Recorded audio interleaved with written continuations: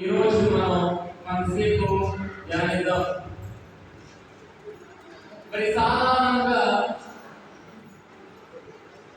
మనం ఎవరైనా సరే మాట్లాడాలంటే మనం వారిని సందర్శించినప్పుడు లేదంటే వారిని మనం కలిసినప్పుడు మన ముఖాముఖిగా చూసుకుంటూ వారితో మాట్లాడడం జరుగుతుంది.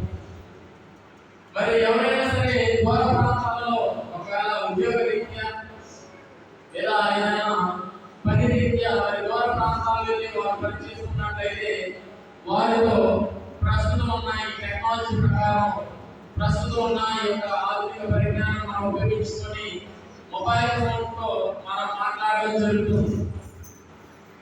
వాళ్ళు ఎక్కడున్నా సరే, ప్రపంచంలో ఎక్కడున్నా సరే ఫోన్ ద్వారా మరి మనం వీడియో కాల్లో వాళ్ళని చూస్తూ మాట్లాడవచ్చు, లేదంటే వాయిస్ కాల్ చేసి వాళ్ళతో మాట్లాడవచ్చు.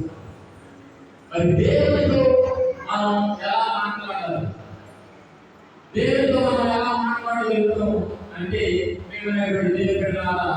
ఈ ప్రార్థన ద్వారా, ఈ ప్రార్థనే దేవునికి మనకు మధ్య సంభాషణ.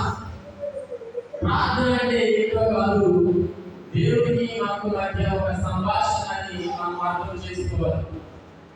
మనం ఏ విధంగా అయితే మన కోడలతో మాట్లాడుతున్నామో, మనం ఏ విధంగా అయితే దూర ప్రాంతాల్లో పనిచేస్తున్న వారితో, వారి బంధువులతో కానీ లేదంటే మన స్నేహితులతో కానీ మనం మాట్లాడుతున్నామో, అదే విధంగా దేవుడితో మనం ఏ విధంగా మాట్లాడాలంటే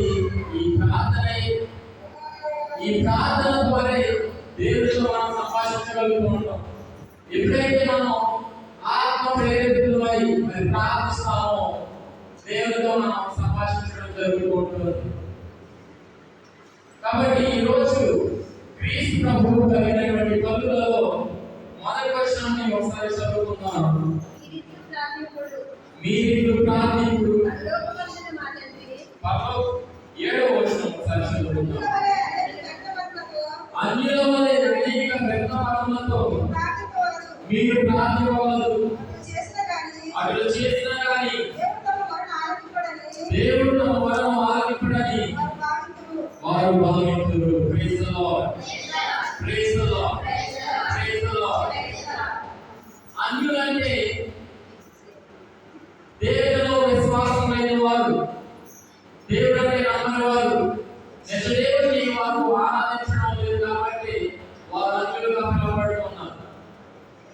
వాళ్ళ వల్ల మీరు ప్రార్థన చేయవద్దు అని ఈరోజు క్రీస్తు ప్రభువు మనందరికీ సెలవిస్తున్నాడు. వాళ్ళ వల్ల మనం ప్రార్థన చేయకూడదని చెబుతూనే మనం ఏ విధంగా ప్రార్థన చేయాలని కూడా ఆయనే మనకు నేర్పిస్తూ ఉన్నారు ఈనాటి సువిశేష పఠనం ద్వారా. అన్యుల వల్ల మీరు ఎందుకు ప్రార్థించకూడదు అంటే వారు నిజమైనటువంటి దేవుని ఆరాధించడం లేదు కాబట్టి, నిజమైన దేవుని యందు వారు విశ్వాసం ఉంచడం లేదు కాబట్టి వారి వల్ల మీరు ప్రార్థన చేయవద్దు.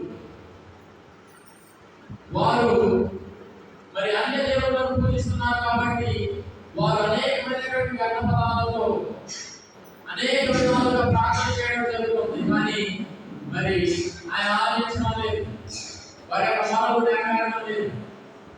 ప్రియమైనటువంటి దేవుడు కానీ మన ప్రభు అటువంటి వాడు వారు, మనం మొరపెడితే ఆలోచించేటువంటి వాడు, మనం ప్రార్థన చేస్తే ఆ ప్రార్థనని ఆలోచించి దానిని నెరవేర్చేవాడు మన ప్రభు.